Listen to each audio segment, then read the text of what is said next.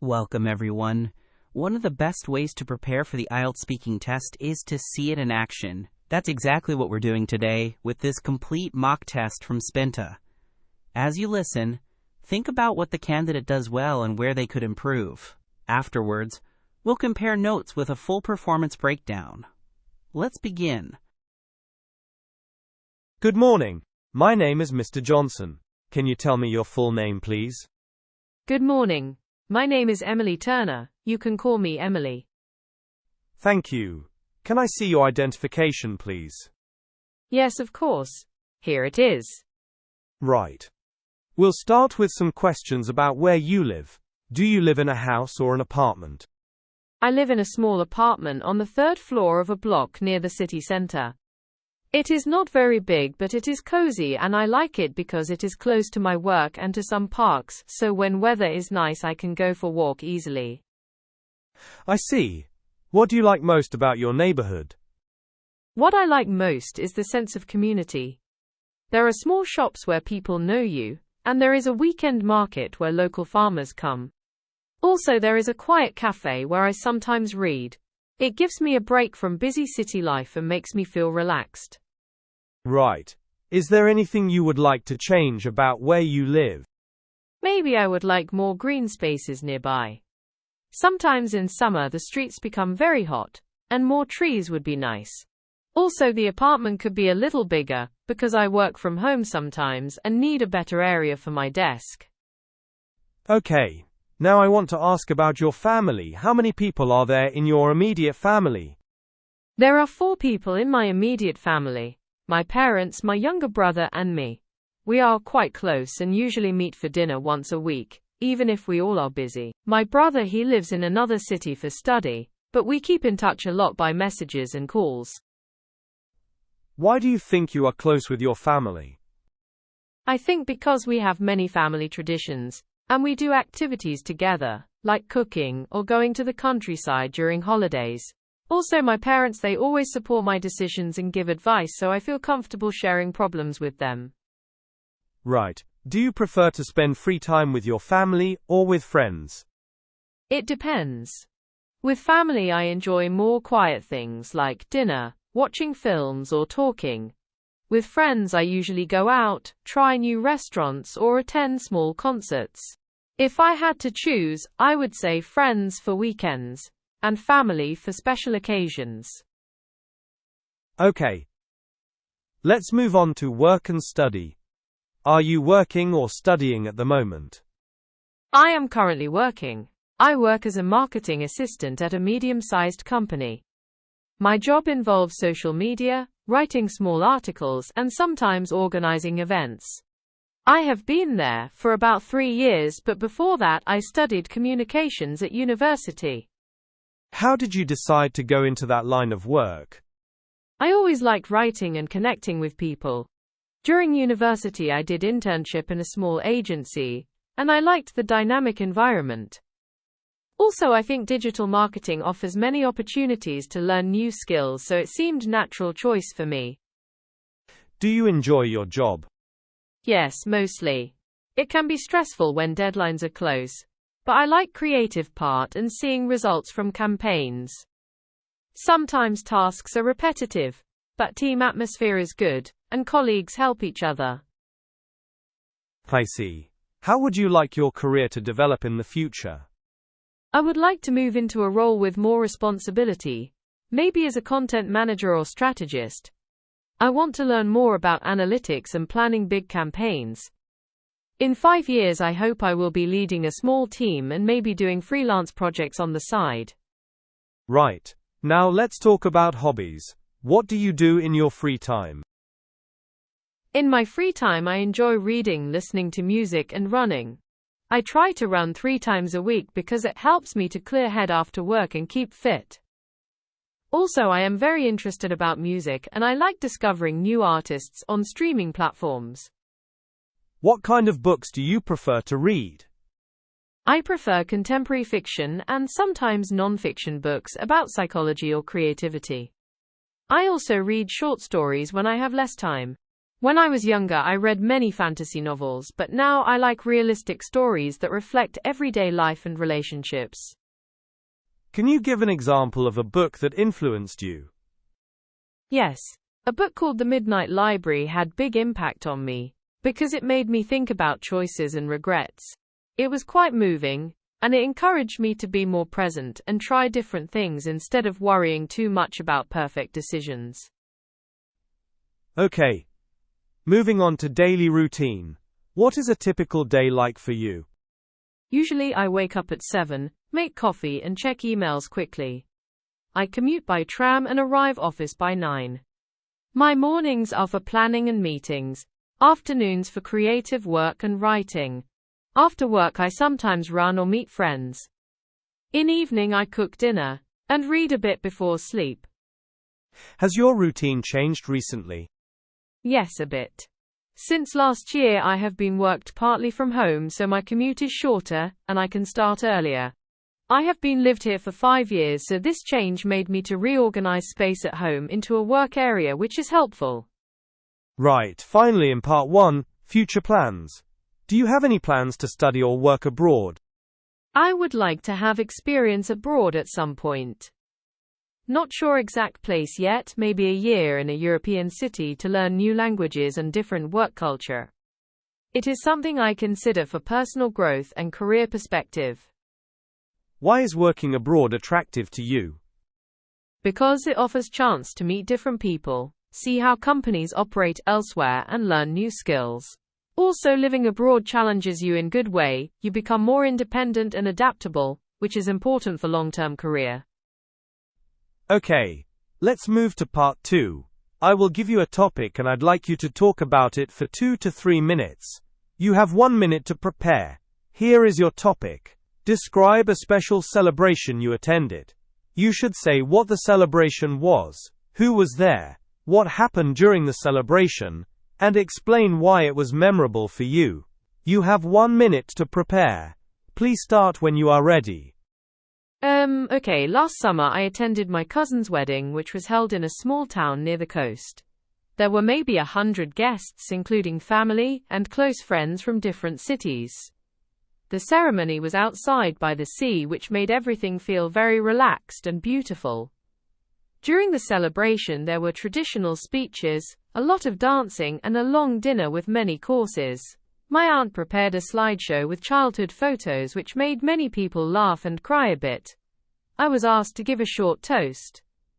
I prepared some words, but then I became a little nervous, and I said something like, "I am very happy for you both and I wish you best of luck." After that I felt relieved and enjoyed the rest of evening. The music was a mix of older songs that my parents liked and modern music my cousins enjoy, so everyone was on the dance floor at different times.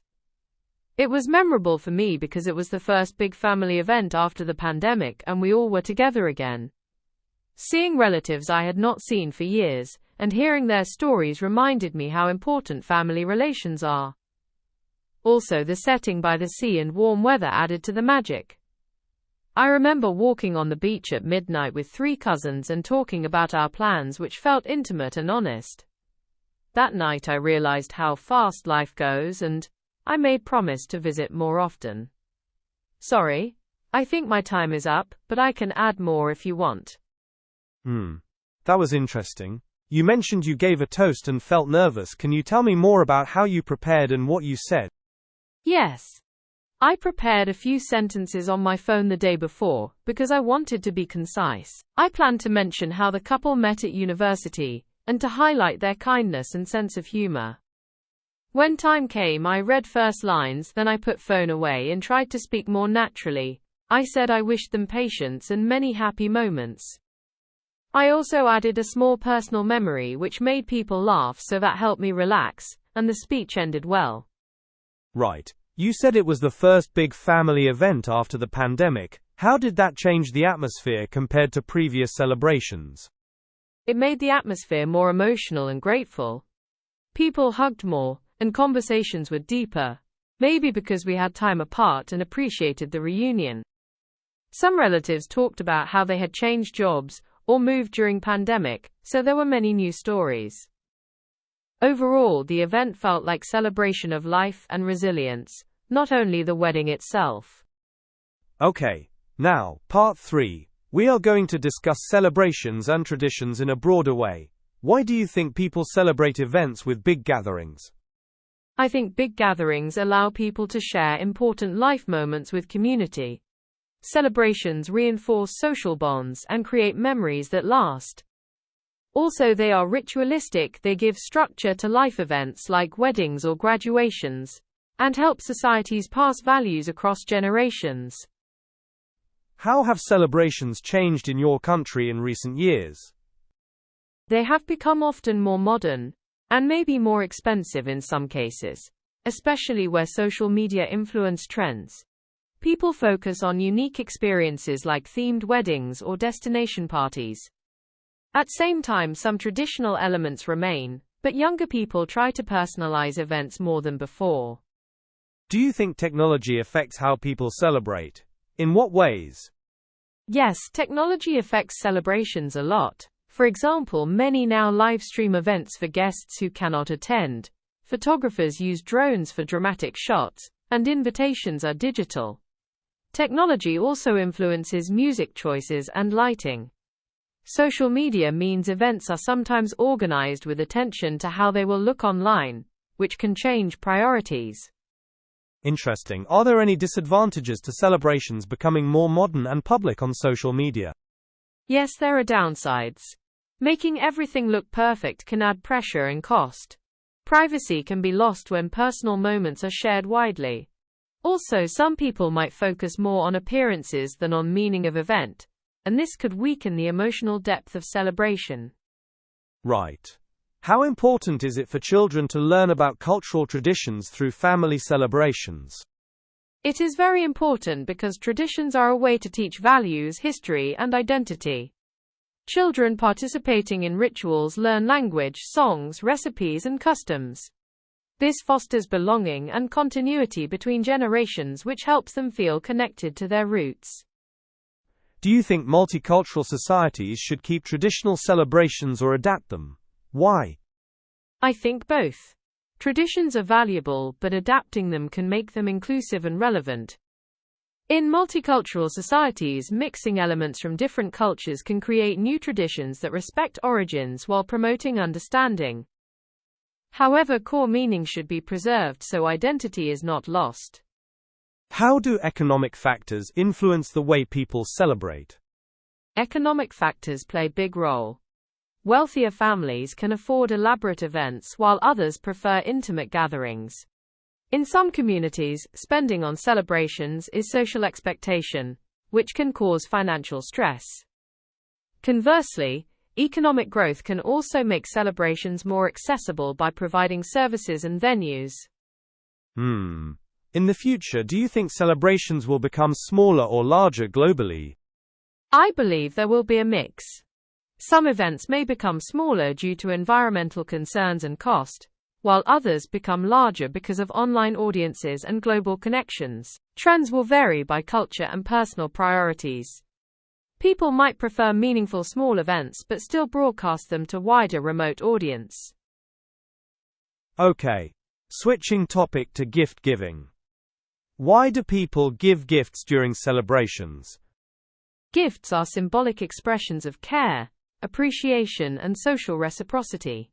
They show people you thought about them, and often strengthen relationships. Also, gift giving is ritualized in many cultures. It shows respect and follows customs. Do you think the type of gifts people give has changed over time? Yes, gifts have changed. Instead of mostly physical items, people now give experiences like travel vouchers or concerts. Technology also means people send digital gifts or subscriptions. But classic gifts like handmade items remain meaningful because they show effort and thought. Finally, do you think schools should teach students about local celebrations and traditions? If yes, how? Yes, schools should include cultural education through stories, performances, food days, and class projects. Bringing community elders to speak, or organizing visits to local festivals, can make learning hands-on. This helps students appreciate diversity and learn respect for different backgrounds. Right. That is the end of the speaking test. Thank you. Do you have any questions? No, thank you. It was fine. The candidate demonstrated band 6.5 level performance. Specific errors included saying, I have been lived here for 5 years when it should be, I have lived here for 5 years, and saying, I am very interested about music instead of, I am very interested in music.